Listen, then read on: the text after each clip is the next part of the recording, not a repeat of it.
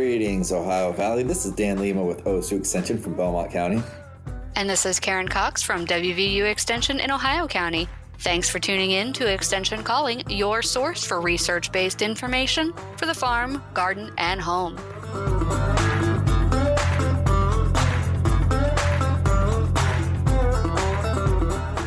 Greetings, Karen. Hey, Dan. And not only the Ohio Valley, but everybody else beyond that. Now I didn't forget anybody.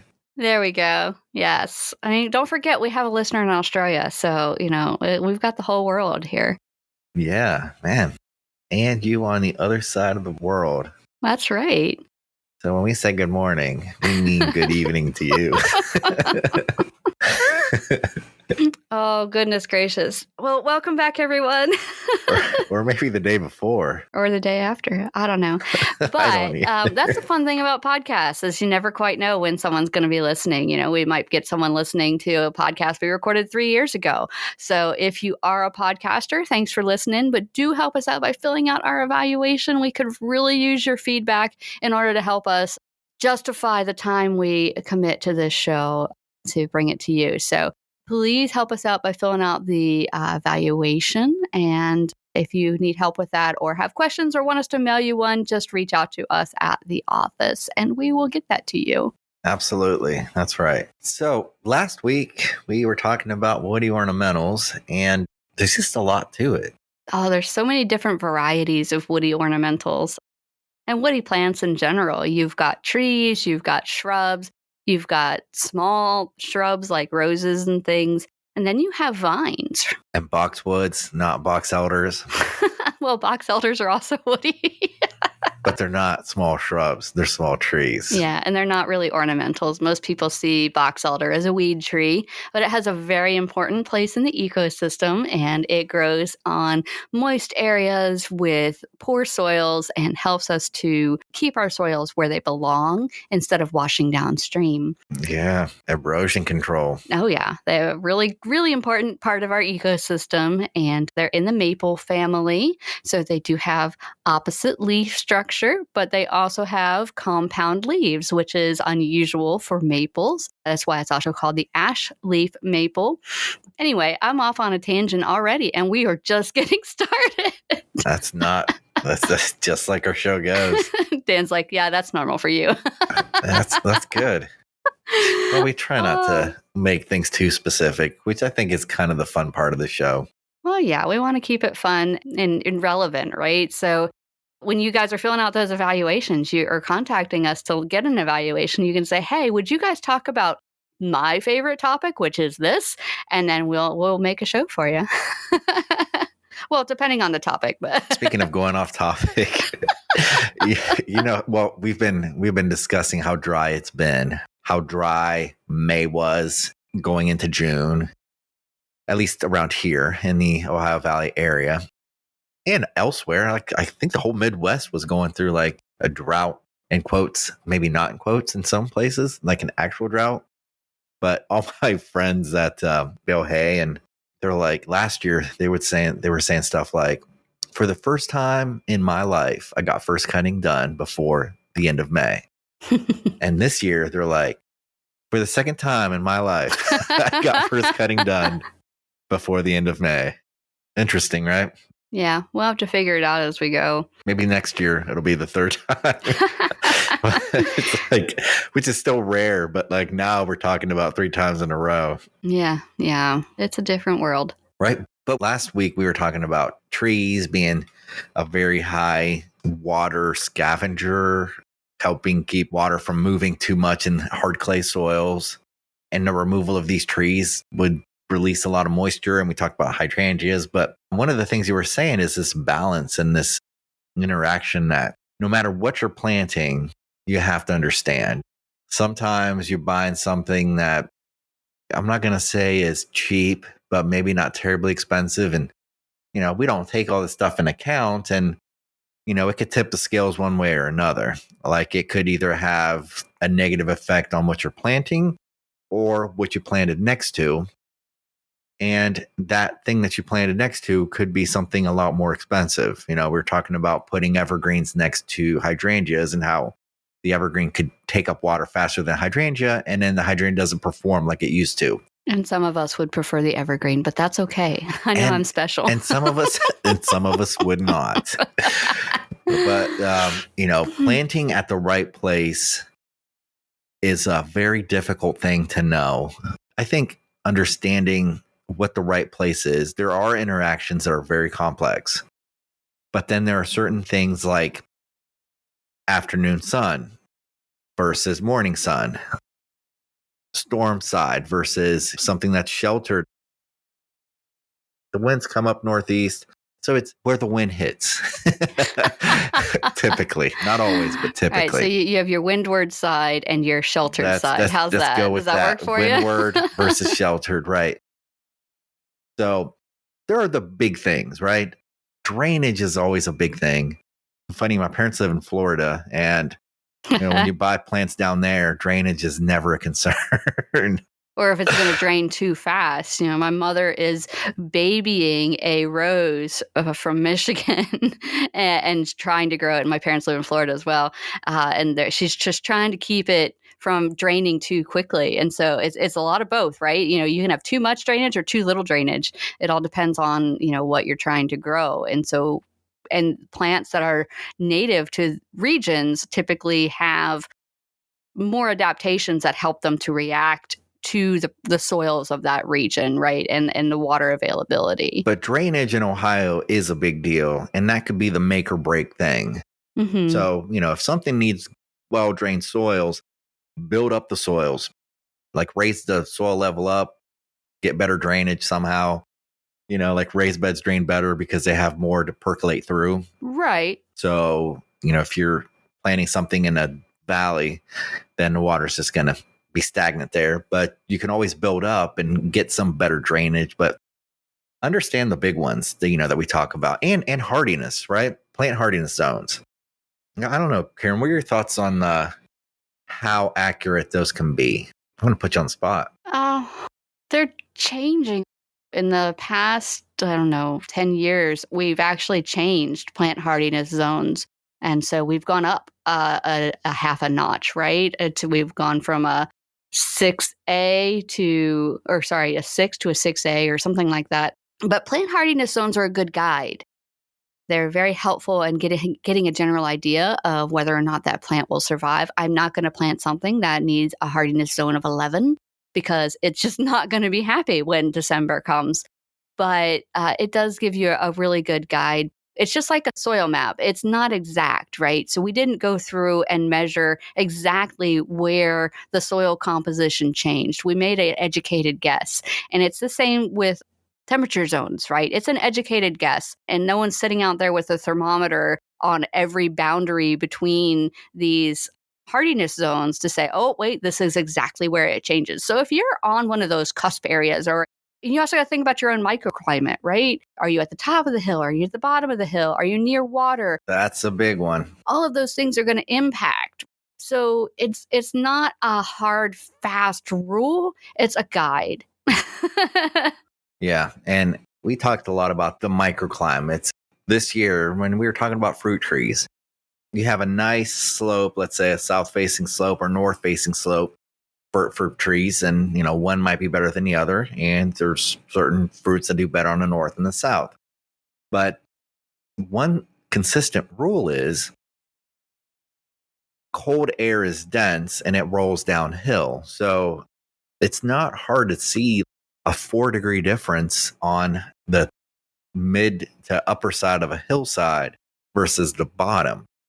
And when you get those cold mornings and you have frost pockets specifically, the plants that are kind of in the bottom of the valley are going to feel that frost a lot harder than the ones that are in the mid or the top.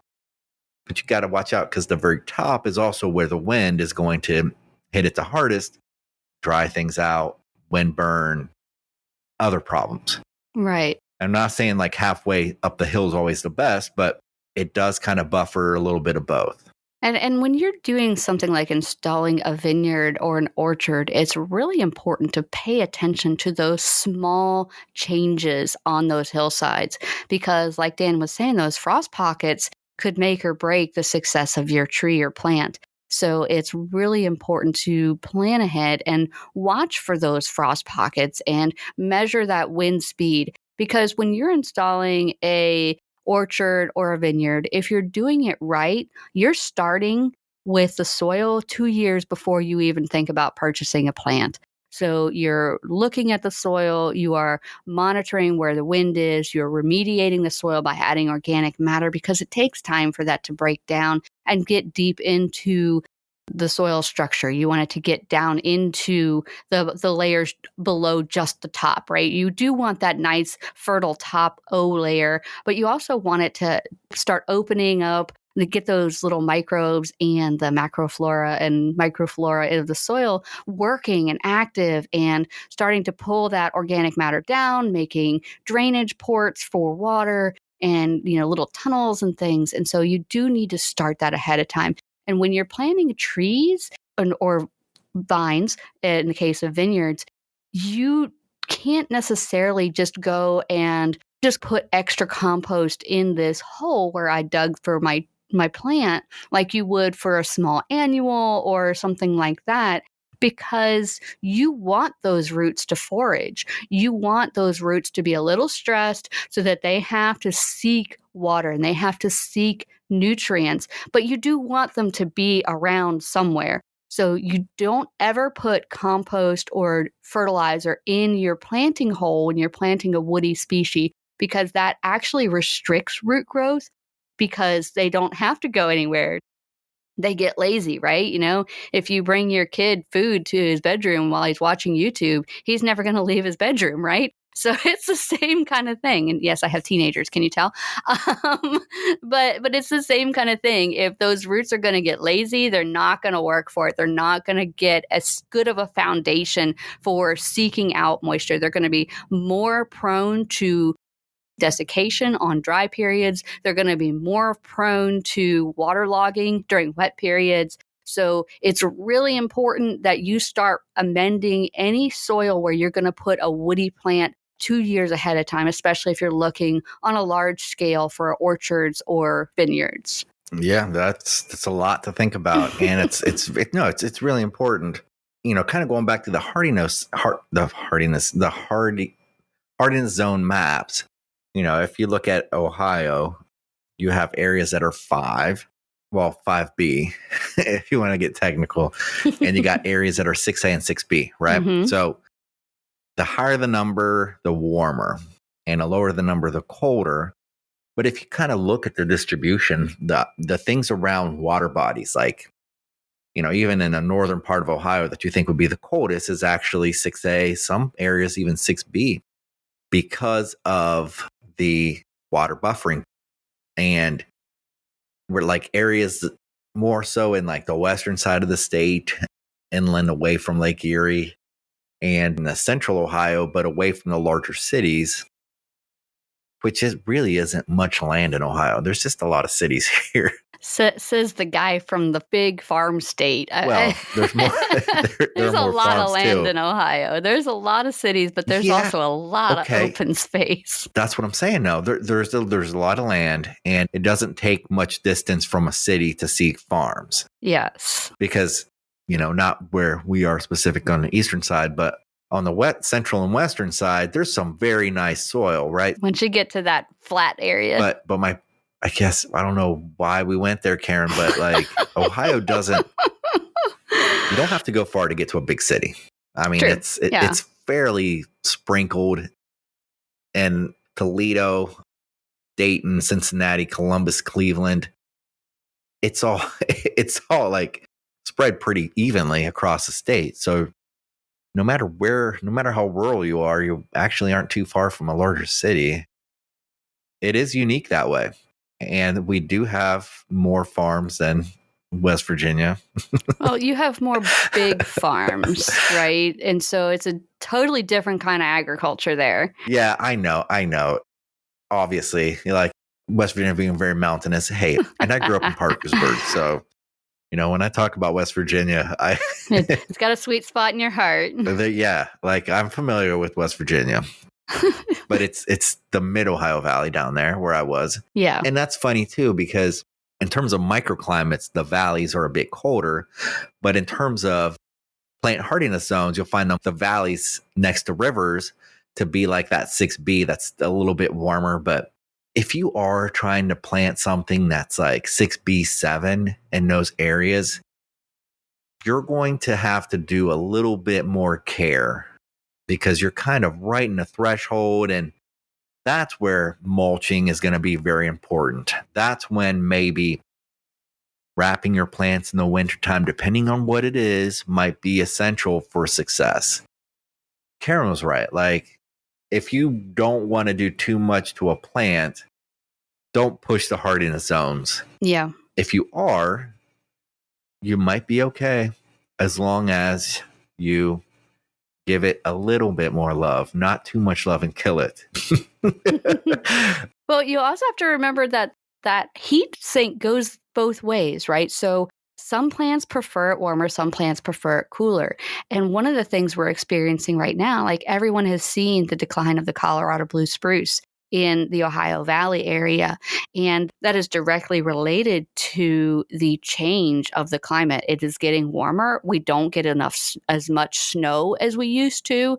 And those changes have impacted the Colorado blue spruce, which is from Colorado. And when you think Colorado, most of the time you think the Rockies. You don't think about the deserts of Colorado. There are both. But anyway, these blue spruce trees need that higher winter moisture level and the colder temperatures. And so without those, we're having more problems with diseases like rhizosphere needlecast and things like that.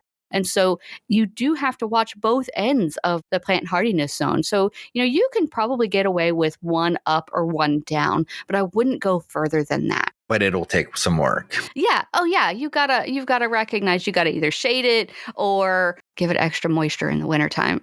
Well, with rhizosphere needlecast, I don't even recommend blue spruces anymore. Yeah, not for this region. It used to be a great windbreak, big, large, beautiful tree. And, it's not only things being a little bit more warm, winters being drier, but it doesn't like a lot of rain all at once. It needs good drainage. Exactly. We're seeing those moistures at the wrong time. Like, we're seeing pretty wet Julys. And it's just not suitable for that tree. And, even though you have a tree that's been very vigorous and healthy and it's 20 some years old and like it's been having issues in the past 3 years. Well, these past 3 years were different than the previous 15. Yeah. And there's also, I get a lot of calls for, this tree has been here for at least 100 years. Why is it starting to decline? Well, it's 100 years old and they don't live forever. And in a forest environment, trees can live more than that, depending on the species. But in an urban environment, that is an extremely long life. And you should be happy that it made it that long. But it's always heartbreaking when you lose that big, beautiful, foundational landscape icon from your yard. It's always heartbreaking to lose that. Now, some people would disagree with me. Some people are like, yes, it's finally gone. I don't have to rake leaves anymore. Woo! But or now my hydrangeas will be happy. Now my grass will grow. Yeah, grass and trees don't get along. But it's such a change when you lose those big species. And so that's why I always recommend when you have a tree that is one of those big overarching landscape trees that's 100 years old, plant something else, get it started so that whenever that large tree does go out, you've got something to catch up afterwards. So it's already got 5-10 years of growth and it's ready to go whenever that, we'll call it the overstory tree, decides that it's had enough of this world and wants to move on, right? Wow. Yeah. And conversely, if you have two trees that are growing a little too close together, but they weren't too close together 10 years ago, but now they are, and those branches start rubbing up on each other, that's not a good thing either. And sometimes you got to make a choice. When trees start growing into each other, that's when you get weak limbs. That's when you get disease. That's when you get half coverage of leaves and half bare spots. Yeah, this is especially true when you're trying to grow a screen and you put in a bunch of small evergreens right next to one another, and then they get big, and then they start shading out those lower limbs, and then all of a sudden there's no lower limbs. You lost your screen. So it is important to recognize, and I'm so glad you brought this up, Dan, because it's one of the things that people have the most short-sightedness about when they're purchasing a landscape plant, and that is always plant and locate based on the mature and full-grown size of the plant. Do not plant that cute little blue spruce right up next to your house because they get to be 200 feet tall. You know, unless you're going to, manicure it and keep it pruned as a hedge, which you can do, but you got to have that labor involved. But when you're looking at a plant, always plant for the full-on size of the plant. And, this goes for herbaceous plants too, not just woodies. Woodies are definitely going to be bigger and have a greater impact when you forget that, that black walnut that you planted is actually going to have a 30-foot crown spread. But when you are looking at even just like yarrow or, some of those other garden plants. English ivy. Oh, don't get me started on English ivy. Well, I mean, it likes to grow. It does. But like your herbaceous plants, you've got to think about how big is this plant actually going to be? And if you're putting it to be in this little tiny space, then you're going to be unhappy. So think about how big it's going to get before you buy it. And then since Dan brought it up, I have to go on my rant about English ivy. Well, hold on. Let me get back to like my previous point.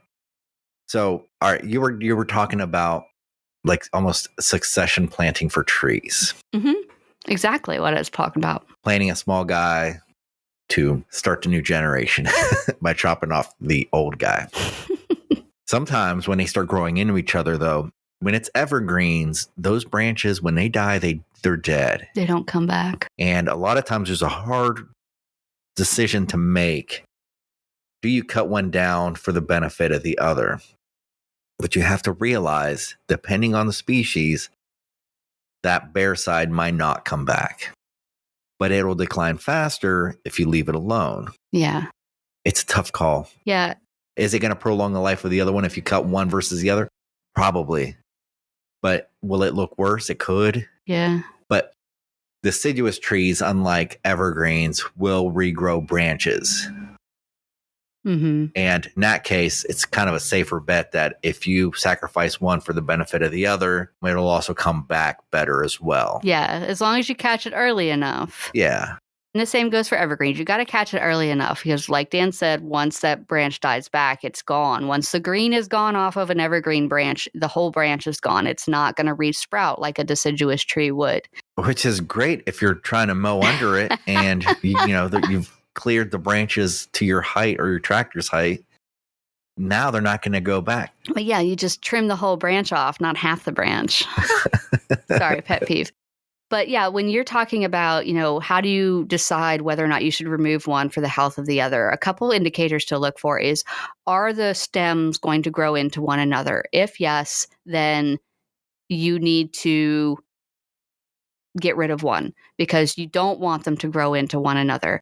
For little species, it's not that big a deal, but when you're talking trees, you don't want the stems to grow into one another. Another thing you can look for is, are you seeing decline on the lower limbs, especially for evergreens if you're wanting to screen? Those trees will continue to grow as long as they have light to those lower limbs. And so if you want to screen faster so you put them close together, plan to take out every other one like 10 years from now. So have that plan in place.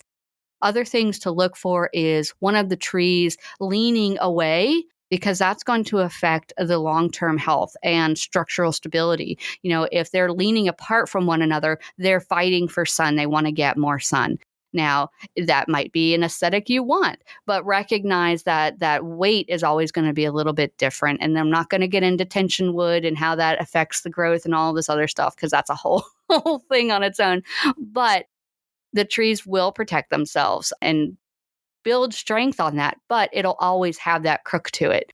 So think about what your tree is trying to tell you. If it's fighting for light, you need to respond to that in order to keep it as healthy as possible. We were talking about the right woody ornamental in the right place. And I know we've just transitioned into trees. So we're sorry. In a way, we're in the weeds. But it goes for the same for small ones. Well, we talked about drainage, and depending on the succession planting that you're doing, and I keep using that word because I think it's fun, for like a small tree replacing a bigger tree. We'll say a young tree replacing an older tree. That's right, yeah. Because some trees always stay small. Yeah, see? That's the arborist in you talking, and not the arborist in me trying to explain trees. But drainage and pH. Karen and I are in agreement with this, that it's great to amend pH for crops and for gardens, but maybe not for trees. So by knowing the pH, there's a list of trees that do better in more acidic environments and more alkaline environments. Mm-hmm. You can really get a good tree going by knowing the drainage and the pH of the place you're planting. Those are excellent points. And that's really going to help out as far as having a successful tree in the right place. Yeah, don't expect that you're going to go back for 100 years and keep amending it with lime and it's just not going to happen. and don't expect the drainage to change in 100 years either. Yeah, so these are great points. And with that, we'll let you go. Thanks so much for tuning in. Hey friends, we need your help. In order to help keep this show going, we need to hear back from you. Please take some time and check out our evaluation. Let us know if you like the show, and especially let us know if you've used any of the information you've gained from our show. Once again, you can reach us directly. You can call Karen at 304-234-3673. That's 304-234-3673. Or you can reach Dan at 740-695-1455. That's 740-695-1455. Thanks for listening to Extension Calling. This show is a collaboration between OSU Belmont County Extension Educator Dan Lima and WVU Ohio County Extension Agent Karen Cox. If you'd like a transcript of this show, contact us at the office. Also, let us know if you enjoy the show by ranking us on your podcast app.